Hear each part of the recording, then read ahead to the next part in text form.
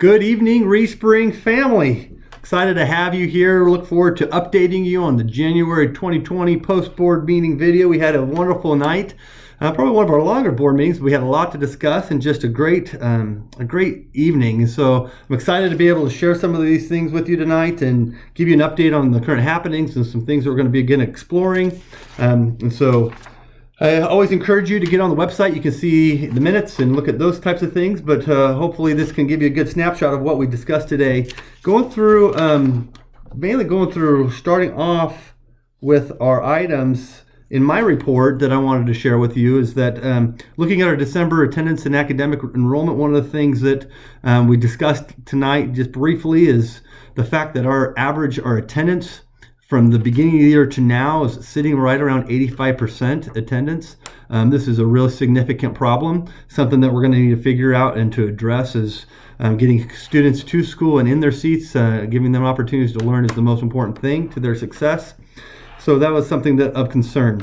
We also just made the announcement, obviously, most of you know that we had a board filing was open for potential board candidates. We had 3 spots open. We did not have anybody come in to challenge the 3 incumbent board members. And so I want to congratulate Adam Blevins, Ann Coleman, and Matt Greenwald for their continuation on the Board of Education. Hopefully, the way I see that is that our community and our school district is seeing the great things that we're doing and just is encouraged by the work of the board. So I'm excited to continue to work with the 7 board members in our efforts to provide the best school education experience for our kids. So congratulations to them. Wanted to just briefly update you on my entry plan. We'll actually put this document out as I've done in the past to show you kind of my progress on the plan, but I presented to the board that I have accomplished everything in the plan that leads up to strategic planning. I've met with all staff members. I've been on all the bus routes. I've met with the community members and just been really engaged and really appreciate all the support from the Board of Education, from our administrative team, from support staff, everyone in the district that have made that entry plan possible. The work is now getting much more intense, much more involved with our strategic planning. We kicked off that last night, our action planning team kickoff meeting. We had over 100 people, patrons, and staff members come, about 105, 110 individuals come to our action planning team meeting to work with us for the next few months to develop all the action steps that are going to lead us to our strategies. I'll direct you to our website. If you have not seen our executive summary of our strategic plan, it is posted on our website, so you can see the frameworks there. Now we just need all the work inside that to start to happen. And so last night we had our action team leaders met with those 100 plus community members, and they broke up into small groups. They developed a strategy in terms of when they're going to meet, schedule, getting things aligned up. And really, they're going to be working pretty much every week until their action plans are developed. And so it's going to be quite the process for them, a pretty grueling process. But in the end, we are going to really have an opportunity to move forward as a team. I think this is one of the things that I love the most about this strategic planning and the way we're doing it is that this is a community-driven, staff-supported initiative. This is not about a leader who's dictating how we're going to move. Our community and our patrons and our staff, they're creating really the steps that we're going to take in the next 5 years to take our district to that entirely next level. If you felt like you still would like to be part of that work and you weren't able to attend, please contact Dr. Travis Kite or myself or one of the admin in the district, and we'll make sure we get you connected with the right person so that you can be part of this significant work.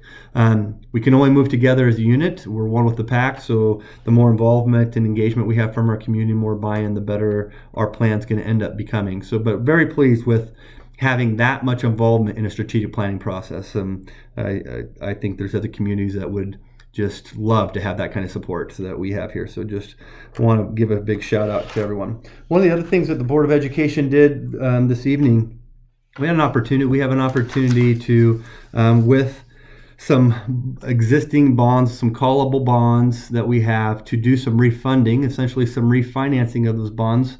And so the board approved my recommendation to have those we're working with a company called Stifle, and they are going to work on our behalf to work on getting the best interest rate possible to refund those bonds. Right now, based off the market, it looks like we're going to be saving the district patrons and taxpayers roughly about $160,000. This is a very small bond issuance. It's a 1.8 million, I think, bond. So it's really, in comparison to other bonds and other things that are going on, it's relatively pretty small. But the savings, anytime we can save money for the district, this is an important thing. So they'll save anywhere from, again, $150,000+ to $180,000 for our patrons and taxpayers. So I just think that's a huge win as a district patron and taxpayer. I think this is a great thing for us. So we're excited to have that happen. The biggest thing I think that happened, well, for sure, by far the biggest thing that happened tonight is that the Board of Education has made a motion to task me and the administrative team to begin exploring the option of moving the school district to a 4-day school week. And what that means is we want to move together as an entire unit. We want to make sure that we're moving our staff together, that we're moving along with our community, we serve our community. And so it's really important that as we dive into researching this process, researching the potential of moving to a 4-day, that we get good input, good feedback from our patrons. And we're going to do that in a variety of ways. One of the things that will be happening hopefully by the end of the week is that you will see a survey that's posted on our website that's also pushed out through all of our social media platforms. We're going to have it out in multiple avenues where you can go and take a survey to give us a little bit of feedback on what you think about a 4-day school and what you would consider, how would you perceive that option. And then on February 5th, I will be hosting, along with our team, we'll be hosting community forum at the middle school. We'll have a lot of information come out about the details of that event, probably around 6:30 p.m. And we will be there to answer any questions and to have a discussion about 4-day school week at the Reed Springs School District. We want to make sure, again, that we're answering questions and we're moving together as a collective unit. One of the reasons why we're exploring this is a variety of reasons. It's been the Board of Education has felt that this has been a topic of discussion in our community and in our staff that has really kind of now peaked. And part of the reason for that, I think, is I've come into the district. I can kind of speak to meeting with employees. I've heard a lot from our staff members about the desire that they have for us to explore a 4-day week. And I'm not going to get into all the pros and cons of that today, because we can do that through a community forum and other avenues. But I'll tell you one of the most key pieces is to enhance quality learning of our kids and expand those experiences, and to ensure that we retain and recruit the best teachers possible. And now we're experiencing in the state of Missouri, there are 61 school districts that are 4-day school districts. There are 20 plus that have already approved it for next year on top of the 61, and there are 30 districts that are exploring it right now with potential for adoption by the end of the school year. So you're talking 100 plus school districts, and a lot of those districts are in our surrounding area. And so we've already lost some employees. We've already had some conversations with some support staff, some teachers and certified staff that are looking and have their eyes on school districts in our area that have a 4-day school week as potential job options because of the benefits there for them as employees. So we'll dive into all that. We're going to move together as a team. We're going to gather a lot of information, have a lot of research, and find out where this is going to head. But the board wanted me to take this on, and so they made an motion as representatives of the community that they felt like now is the time's right. And I think the other rationale for the timing of it is because you think, well, we're doing strategic planning. Why don't we wait till the action planning is done, and maybe that leads to a 4-day work week investigation and then maybe adoption or potential adoption. There's a lot of rationale that if a 4-day school week is something that our community embraces and that we're going to move to, there's rationale to have that happen before we get our action plans done, because then action plans and strategies will adjust and adapt and look different to a 4-day calendar regarding professional development, teaching, learning, schedules, instruction, than it would look like if you weren't exploring that till the following year. So this could, in sense, if we do make this move, and this is something that we end up moving with, it could really make sense long term in regards as strategic planning. People have asked me, what's my perspective? And my response has been and will continue to be that this is not my decision. This is a community push. And if this is something we're going to embrace, it's going to be because our staff wants to do this, and our community is willing to support our staff and our students in this.